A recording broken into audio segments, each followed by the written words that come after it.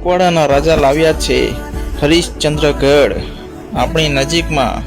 તો મિત્રો જરૂરથી જોવા જજો.